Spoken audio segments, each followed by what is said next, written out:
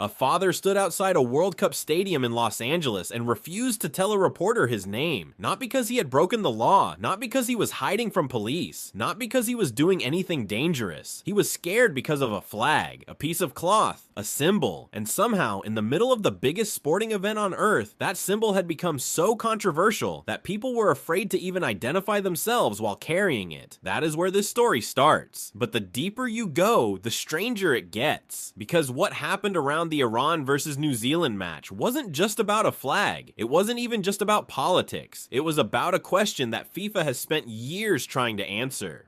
Can football really be neutral? And according to critics, what happened in Los Angeles may have revealed the answer.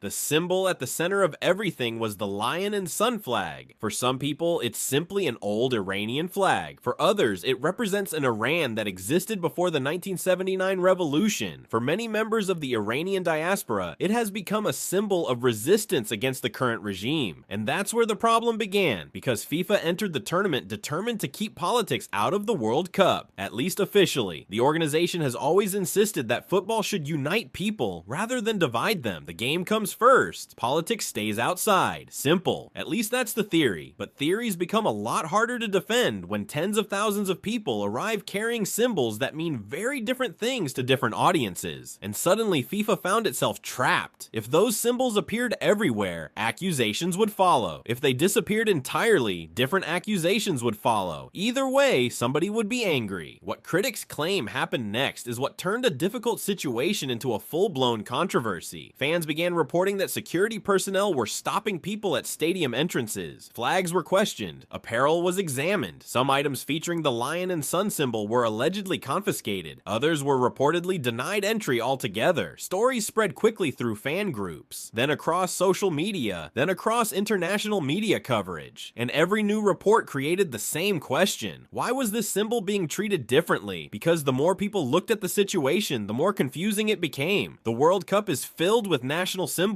Flags are everywhere. Supporters wear them, wave them, paint them on faces, wrap themselves in them. That's normal. That's expected. It's part of the event. Yet critics argued that one particular symbol suddenly seemed to exist under a completely different set of rules. And once that perception took hold, the controversy exploded, because now this wasn't just about security decisions. Now it was about fairness. Fans who felt targeted started speaking publicly. Journalists started asking questions. Commentators started noticing something else.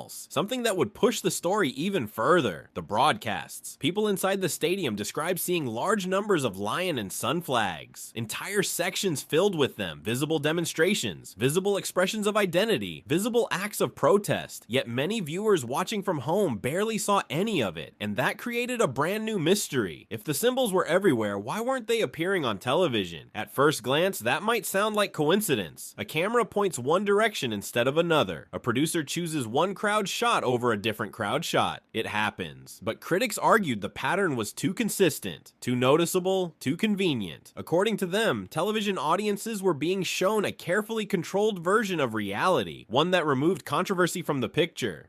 One that removed tension from the picture. One that removed dissent from the picture. Whether intentional or not, that accusation spread rapidly. And once it spread, FIFA faced a much larger problem than a disagreement over flags. Now people were questioning what they were seeing, or more accurately, what they weren't seeing, because trust works in a very specific way. The moment people believe something is being hidden, they start looking harder. Every missing image becomes suspicious.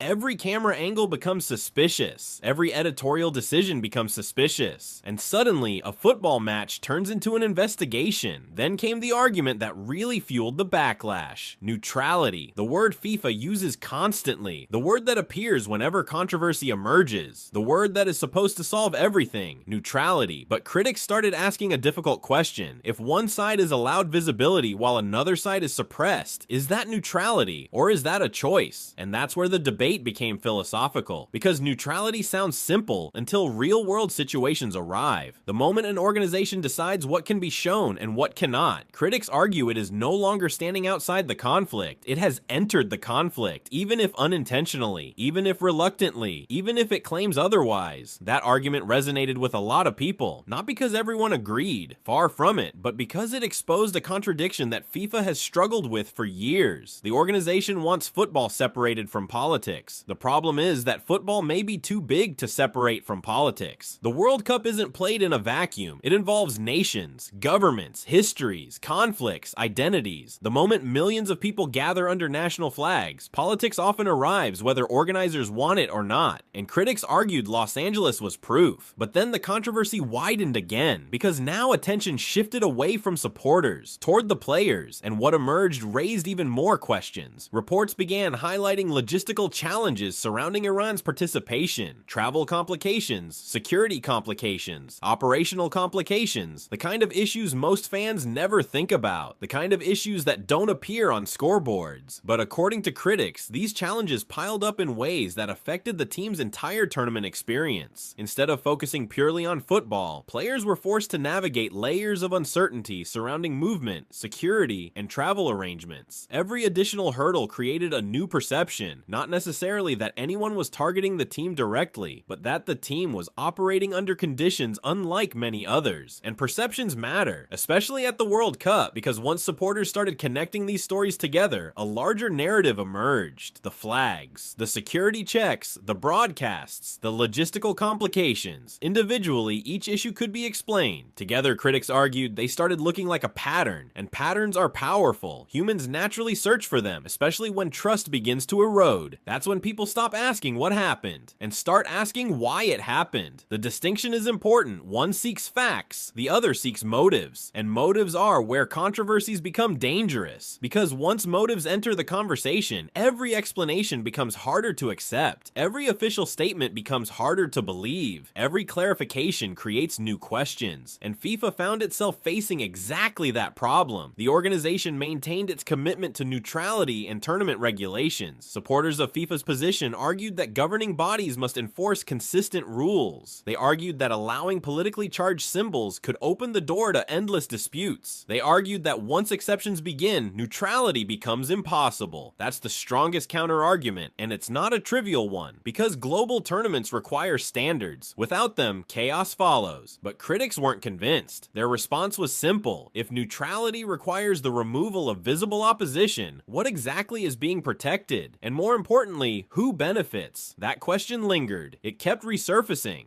because nobody seemed able to answer it in a way that satisfied everyone. The result was a controversy that refused to disappear. Even after the final whistle, even after the headlines moved on, even after official statements were released, the debate remained. And maybe that's because this was never really about one match, or one flag, or one stadium. It was about something much bigger, the power to shape reality, because modern sports organizations don't just organize competitions, they create narratives. They determine what billions of viewers see, what they don't see, what becomes part of the story, and what disappears from it. That's an extraordinary amount of influence, which is why every decision attracts scrutiny, especially when those decisions intersect with politics, especially when those decisions affect identity, especially when those decisions affect visibility. The deeper critics looked at Los Angeles, the more they believed they were witnessing a system that prioritized a clean image over a messy reality, a reality that was impossible to fully remove. Because the flag still existed, the emotion still existed, the disagreement still existed, the cameras could point elsewhere, the broadcast could focus elsewhere, the regulations could say whatever they wanted, but the underlying conflict remained. And that's what makes this story so uncomfortable. Not the flag itself, not the match itself, the possibility that neutrality becomes impossible the moment someone decides what neutrality looks like. Because once that happens, somebody is always left outside the frame, somebody is always edited out. Somebody is always told their message cannot be seen. And that brings us back to the father standing outside the stadium, afraid to give his name, afraid because of a symbol in a city thousands of miles away from the country at the center of the controversy. Think about that. A football tournament designed to celebrate unity somehow produced a moment where people felt safer staying anonymous. Whether you believe FIFA was protecting neutrality or enforcing silence depends on how you interpret everything that followed. But that's exactly why the controversy refuses to die, because the biggest question was never answered. Was FIFA protecting football from politics, or was football being used to protect something else? And depending on your answer, the World Cup may look very different the next time you watch it.